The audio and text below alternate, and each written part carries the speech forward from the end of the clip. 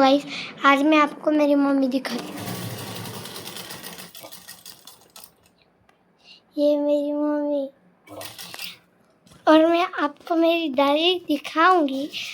उससे पहले एक काम हम कर लेते हैं। चलो, मैं दिखा तो दूंगी मेरे फ्रेंड्स को और मेरी बहन को। पहली बात तो मेरा गाँव कुछ अच्छा खासा होगा और रहेगा भी। ये मेरी घर की हाँ गाइस, ये है मेरा बड़ा बंगला, ये है मेरा हॉल। उसके नीचे चला ये मेरा भाई और उससे आगे जाती हूँ तो ये बड़ा बंगला दिखता है। ये मेरा भाई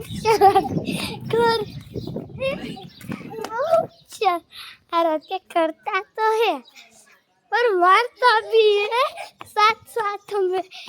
आपको बाद में बंगला दिखाऊंगी मैं पार्ट